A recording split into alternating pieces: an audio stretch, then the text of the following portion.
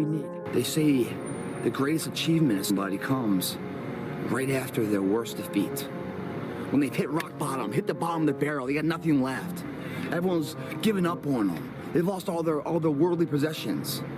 They're dead broke on their back. It's at that point, guys, when everything's lost, that everything can be gained. There's no more ego there, is there? They let go of, what if I fail? What if it doesn't work? What if I don't like, what if this person rejects me? The animosity, the pressures of society, let it all go because they've lost it all. And that is a spark of what it turns out to be their greatest moment, their greatest hour. We can live that way, guys. Imagine the life you can live when you let go of the thought of failure. The fear doesn't resonate inside of you to paralyze yourself in a self-paralysis state. When that's gone, the freedom, when you judge yourself on your own measure, you're not worried about other people's opinions. Because when you don't worry about anyone else and you just worry about what's in here saying, the pride of confidence, funny, all this is taken care of too. With one comes the other in a positive way. There could be one law about human behavior, and it's true, I suppose, of every animal. We avoid anything painful and we veer toward what is pleasurable or easy. So how do you overcome that? That's your million-dollar question that you're asking. Sometimes you have to hit rock bottom. Sometimes you have to go, nothing is working in my life. I'm miserable, I'm depressed, my career isn't going in the right way, okay? Maybe I'm the source of it. And when you hit rock bottom, you're willing to take anything. The pain of looking at yourself isn't maybe as bad as the hole that you've dug yourself into. It's not working for me right now. I'm getting in my own way. So I have to step back and I have to look at myself and I have to study who I am and I have to do some heavy work on myself.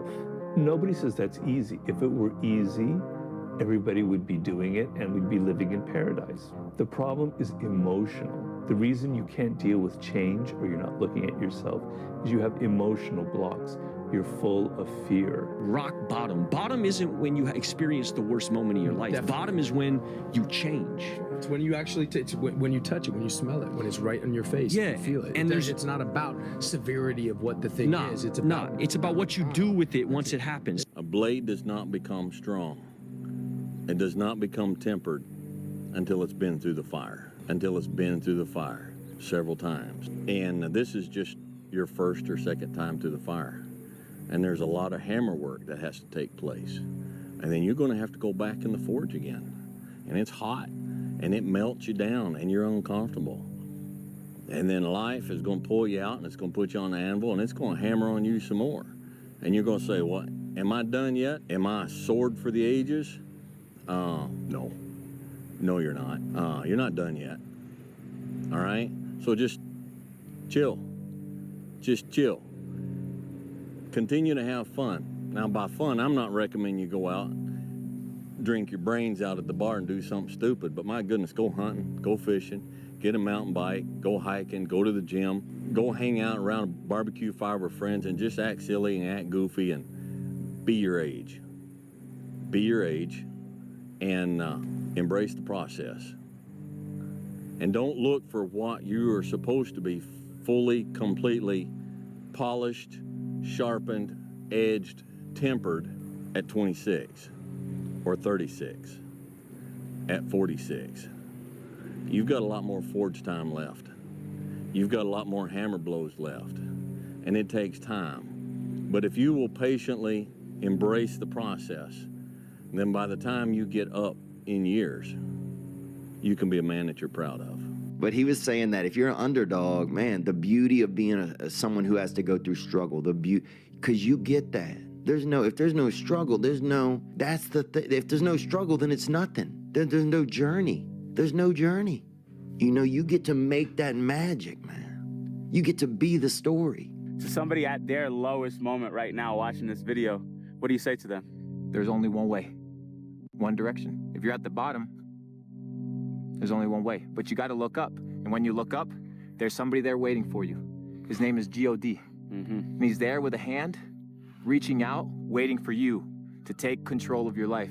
Because I learned one very important lesson. Your relationship with God is like that of a captain and a crew member.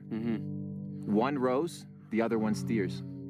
But it's very interesting because Many times in our life, we want to get confident and cocky and arrogant. And God says, I steer, but I do not row. We need to put in the work, and God will guide. And that's the greatest lesson I've learned. Pick the one thing and you do it for 30 days. In my case, and in most of your cases, start working out again. I mean, work out right and eat right. Work out to build muscle and burn fat. Work out to get abdominal definition. And when you do that for 30 days straight, you have absolute control over what you eat, what you drink, how you sleep, your workouts. You're gonna put your phone away when you're crushing the weights. You're gonna get your cardio in if you need it. And then you're gonna stop the one thing that's destroying you as you're doing the one thing that is building you for those 30 days. If life was nothing but green lights and we didn't have yellows and reds, things that make us pause, hardships, crises, times for introspection, then what the hell would it all be for? We need the yellows and the reds. That's how we evolve. That's how hopefully there's some ascension to our being. That's how we give some credit to time and growing older. If we were the same person today that we were 20 years ago, then what the hell are we doing? The man who never fell has no glory. The man who fell and got back up, that's where his glory is.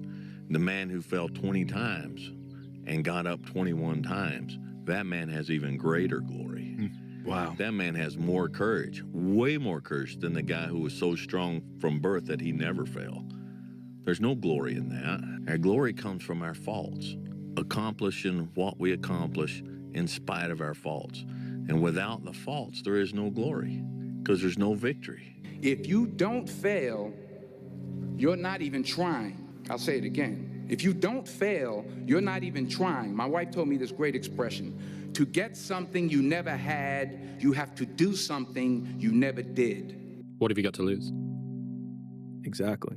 I have nothing to lose. And that was when if everybody who's like at the bottom and feels like they have nothing going for them, reframe that as I have nothing going for me, which also means that I have nothing to lose by taking action, it makes you a much more dangerous person. And I think that was the flip that I've had repeatedly shown to me in my life that allowed me to take the step that I was afraid to take. Let's say you have no races. Let's say you have no classes, no nothing. There's no purpose in your life. You know, people need to have purpose to get up. They need purpose to perform. You need to get to a point in your life where there's nothing on the docket. There's no 5K. There's no, I'm gonna get into school to be this or that and still perform to the highest level. Because what people don't get is one day that thing's gonna come up. And if you're not constantly performing without purpose, you're not gonna be ready when the time comes. It's this magical thing, purpose, that we're all looking for. But what's funny about it all is that we need these things to perform, but we don't take a second to realize the purpose is always there. The purpose never leaves us because the very purpose is you. You are always the purpose. There may be another purpose, like being a SEAL or going to college or whatever, but the main purpose in life is you. So if you wake up in the morning and you don't want to do something, you don't care enough about yourself. And that's what you need to really research is, man, why am I not doing this for myself? Because that is the number one purpose in life, is to better oneself.